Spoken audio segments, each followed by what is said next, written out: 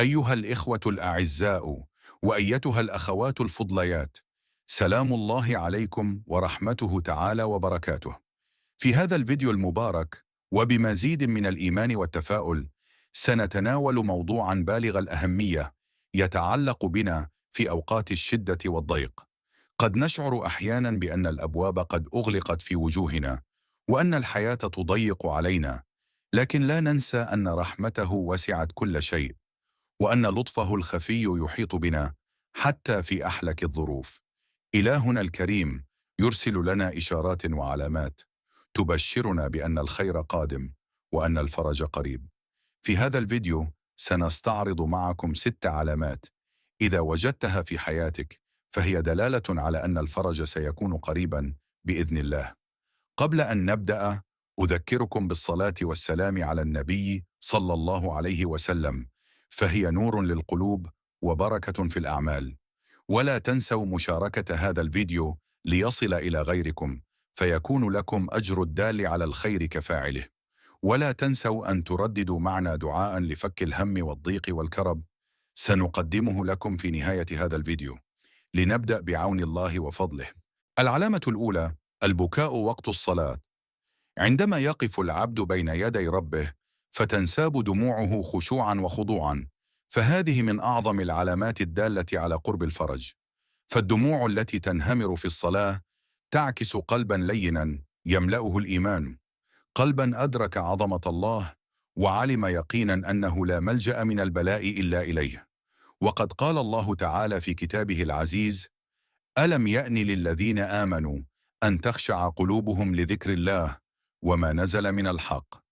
فالخشوع في الصلاة وما يصاحبه من بكاء هو إشارة إلى قرب الرحمة الإلهية، وبشارة بأن الله سيجبر قلب صاحبها ويمسح عنه حزنه. وقد أخبرنا النبي صلى الله عليه وسلم عن فضل هذه الدموع بقوله: عينان لا تمسهما النار، عين بكت من خشية الله، وعين باتت تحرس في سبيل الله. فالبكاء في الصلاة مرتبة عظيمة من مراتب الخشوع، ومن رزقه الله هذه النعمة فلينعم بالطمأنينة، فإن الله لن يتركه في ضيقه ولن يخيب رجاءه. وفي قصة نبي الله زكريا عليه السلام عبرة عظيمة، فقد كان وحيدا تتوق روحه لذرية صالحة، فوقف في المحراب يناجي ربه بقلب مفعم بالرجاء قائلا: ربي لا تذرني فردا وأنت خير الوارثين.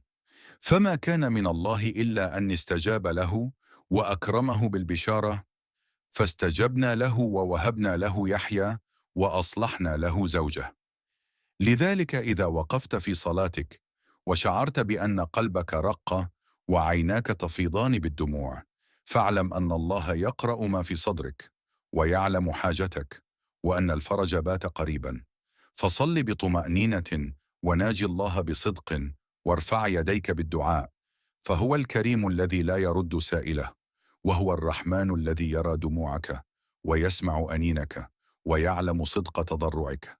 فاجعل صلاتك سرا بينك وبين خالقك، وتيقن أن الله أقرب إليك من حبل الوريد. العلامة الثانية: كثرة الدعاء والتضرع إلى الله. الدعاء من أعظم العبادات، وهو صلة مباشرة بين العبد وربه. وعندما يجد الإنسان نفسه مكثرا من الدعاء ملحا في التضرع، فإن ذلك من علامات قرب الفرج. فقد وعد الله عباده في كتابه الكريم بقوله: وقال ربكم ادعوني أستجب لكم. وهو وعد صريح بأن من دعا الله بإخلاص فإن الإجابة آتية لا محال في الوقت الذي يعلمه الله خيرا لعبده. كما بين النبي مدى كرم الله في الاستجابة، فقال: إن ربكم تبارك وتعالى حيي كريم، يستحيي من عبده إذا رفع يديه إليه أن يردهما صفرا خائبتين. فالله يحب عبده الذي يكثر من الدعاء ويلح عليه في الطلب ويظهر حاجته إليه، وهذا دليل على أن الفرج قريب. ومن أعظم القصص التي تجسد أثر الدعاء في تفريج الكرب قصة نبي الله أيوب عليه السلام، الذي ابتلي في جسده وماله وأهله لسنوات طويلة، لكنه لم يكل من الدعاء، بل ناجى ربه قائلا: وأيوب إذ نادى ربه أني مسني الضر وأنت أرحم الراحمين. فجاءه الرد الإلهي سريعا، فاستجبنا له فكشفنا ما به من ضر، في إشارة واضحة إلى أن الدعاء باب واسع للفرج. لذلك مهما اشتد البلاء وطالت المحن، لا تتوقف عن الدعاء ولا تظن أن الله لا يسمعك، فإذا ألهمك الله الدعاء فاعلم أن الإجابة قريبة وأن الفرج يسير إليك. فتمسك بالأمل، وثق برحمة الله، وألح عليه بسؤالك، فهو الكريم الذي لا يرد من لجأ إليه. العلامة الثالثة: كثرة الاستغفار والصبر. يعد الاستغفار والصبر من أعظم الأسباب التي تعجل بالفرج وتفتح أبواب الرحمة والرزق، فمن داوم على الاستغفار كان الفرج أقرب إليه مما يتخيل. يقول الله تعالى: فقلت استغفروا ربكم إنه كان غفارا يرسل السماء عليكم مدرارا ويمددكم بأموال وبنين ويجعل لكم جنات ويجعل لكم أنهارا. فالاستغفار ليس مجرد وسيلة لتطهير الذنوب، بل هو مفتاح للخير وسبب لجلب النعم وطريق لتيسير الأمور. وقد أوصى النبي صلى الله عليه وسلم بالاستغفار مرارا مبينا فضله العظيم، فقال: من لزم الاستغفار جعل الله له من كل ضيق مخرجا ومن كل هم فرجا ورزقه من حيث لا يحتسب. فكلما زاد العبد من استغفاره أقبلت عليه رحمات الله وتفتحت له أبواب الخير من حيث لا يدري. أما الصبر فهو سلاح المؤمن في وجه الشدائد وعدته التي بها يجتاز المحن، فقد وعد الله الصابرين بالبشرى والرحمة والهدى، فقال تعالى: وبشر الصابرين الذين إذا أصابتهم مصيبة قالوا إنا لله وإنا إليه راجعون أولئك عليهم صلوات من ربهم ورحمة وأولئك هم المهتدون. كما أكد النبي صلى الله عليه وسلم على الارتباط الوثيق بين الصبر والفرج، فقال: واعلم أن النصر مع الصبر وأن الفرج مع الكرب وأن مع العسر يسرا. فإذا اشتدت عليك المصائب وأحاطت بك الهموم فلا تجزع، بل أكثر من الاستغفار، واصبر صبر الواثق بوعد الله، فإن بعد الضيق فرجا وبعد الحزن سرورا وما عند الله خير وأبقى. العلامة الرابعة: اشتداد الكرب قبل انفراجه. يعتقد الكثيرون أن اشتداد الكرب وزيادة المحن دليل على استمراريتها، غير أن الحقيقة عكس ذلك تماما. فأحلك اللحظات ظلمة هي تلك التي تسبق بزوغ الفجر، وأكثر الأوقات وجعا هي التي تسبق الراحة. وقد أشار الله تعالى إلى هذه الحقيقة بقوله: فإن مع العسر يسرا. وقد بين النبي صلى الله عليه وسلم هذه السنة الكونية في قوله: واعلم أن النصر مع الصبر وأن الفرج مع الكرب وأن مع العسر يسرا. وهذا ما تجلى في قصة نبي الله يونس عليه السلام حين ضاقت به الأرض واحتواه ظلام البحر في بطن الحوت. كان ذلك إيذانا بقرب النجاة، فدعا ربه قائلا: لا إله إلا أنت سبحانك إني كنت من الظالمين. صدق الله العظيم. فكان الفرج أن أخرجه الله من بطن الحوت وأنجاه من الكرب العظيم. فإذا شعر الإنسان بأن الضيق قد اشتد وأن الهموم قد زادت، فليكن على يقين بأن الفرج قد اقترب، وأن الله يعلم الوقت المناسب لكل شيء، فليصبر وليدعو ربه، فإن مع العسر يسرا. العلامة الخامسة: شعورك بالقرب من الله رغم البلاء. حين يجد الإنسان نفسه وسط المحن والشدائد أكثر قربا من الله وأشد تعلقا به وأعظم توكلا عليه، فهذه إشارة واضحة إلى أن الفرج بات قريبا. قال الله تعالى: وإذا سألك عبادي عني فإني قريب أجيب دعوة الداعي إذا دعان. وعن النبي صلى الله عليه وسلم قال: تعرف إلى الله في الرخاء يعرفك في الشدة. فإذا شعرت بأن قلبك يزداد إيمانا وأن صلتك بالله تقوى كلما اشتدت الظروف، فهذه بشارة بأن الله يرفع قدرك ويمهد لك فرجا قريبا. ومن أعظم الأمثلة على ذلك قصة سيدنا يوسف عليه السلام. فإذا شعرت بأن قلبك يزداد إيمانا وأن صلتك بالله تقوى في أصعب اللحظات، فاعلم أن الله يريد أن يرفع قدرك ويبشرك بفرج قريب. فلا تحزن ولا تتردد في المضي في طاعته، فإن الله يحب المتقين ويجعل لهم مخرجا مما يؤلمهم. العلامة السادسة: تيسير الأمور بعد تعسرها.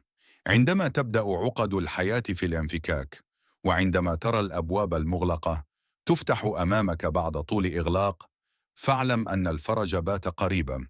فالله سبحانه وتعالى لا يجعل العسر دائما على عبده، بل هو ابتلاء يختبر به صبره وثقته بربه. قال تعالى: ومن يتق الله يجعل له مخرجا أو يرزقه من حيث لا يحتسب. وهي بشارة عظيمة بأن التقوى والصبر هما مفتاح الخروج من الأزمات. فمن توكل على الله حق التوكل وجد من رحمته مخرجا ومن لطفه فرجا. وقد بشر النبي صلى الله عليه وسلم المؤمنين بقوله: لن يغلب عسر يسرين، ليؤكد أن العسر مهما اشتد فإن اليسر آت لا محالة، بل يأتي مضاعفا. وانظر إلى قصة يوسف عليه السلام الذي انتقل من قاع البئر إلى عرش الملك، ومن ظلمات السجن إلى مكانة عظيمة بفضل صبره وثقته بالله. قال تعالى: وكذلك مكنا ليوسف في الأرض يتبوأ منها حيث يشاء نصيب برحمتنا من نشاء ولا نضيع أجر المحسنين. في إشارة واضحة إلى أن الفرج يأتي بعد الصبر، وأن المحن ليست إلا طريقا إلى المنح الإلهية. لذا إن رأيت ما استعصى عليك بالأمس قد أصبح اليوم ميسرا، وإن شعرت أن ما كان بعيد المنال قد اقترب، فاعلم أن رحمة الله قد أدركتك وأن الفرج قد أتى إليك. فلا تكف عن الدعاء ولا تنسى الشكر، فإن الله يحب العبد الذي يشكره على نعمه. وتذكر دائما أن كل شدة يتبعها رخاء، وكل دمعة تمحوها ابتسامة، وكل ليل مظلم يعقبه فجر مشرق. فتوكل على الله وأحسن الظن به، وثق بأنه لا يخلف وعده، وسيجعل لك من بعد عسر يسرا. رددوا معي هذا الدعاء المبارك: اللهم إني أسألك بأسمائك الحسنى وصفاتك العلى وبرحمتك التي وسعت كل شيء أن تزيل عني الهم والغم، وتفرج كربي، وتوسع لي في رزقي، وترزقني من حيث لا أحتسب. لا إله إلا الله العظيم الحليم، لا إله إلا الله رب العرش العظيم، لا إله إلا الله رب السماوات ورب الأرض ورب العرش الكريم. اللهم يا فارج الهم ويا كاشف الغم ويا مجيب دعوة المضطر، فرج همي ويسر أمري، وافتح لي أبواب رحمتك ورزقك، واجعل لي من كل ضيق مخرجا ومن كل عسر يسرا. اللهم إني عبدك وابن عبدك وابن أمتك، ناصيتي بيدك، ماض في حكمك، عدل في قضاؤك. أسألك بكل اسم هو لك سميت به نفسك، أو أنزلته في كتابك، أو علمته أحدا من خلقك، أو استأثرت به في علم الغيب عندك، أن تجعل القرآن العظيم ربيع قلبي ونور صدري وجلاء حزني وذهاب همي. اللهم اكفني بحلالك عن حرامك، واغنني بفضلك عمن سواك. اللهم إني أستغفرك وأتوب إليك، فاغفر لي ذنوبي التي تحجب عني الرزق، وتقبل توبتي، واعف عني، وارحمني، وارزقني من واسع فضلك كما رزقت عبادك الصالحين. اللهم اجعل الغنى في قلبي واليقين في نفسي، وبارك لي فيما رزقتني، واجعله حلالا طيبا مباركا فيه. اللهم إن كان رزقي في السماء فأنزله، وإن كان في الأرض فأخرجه، وإن كان بعيدا فقربه، وإن كان قريبا فيسره، وإن كان قليلا فكثره، وإن كان كثيرا فبارك لي فيه.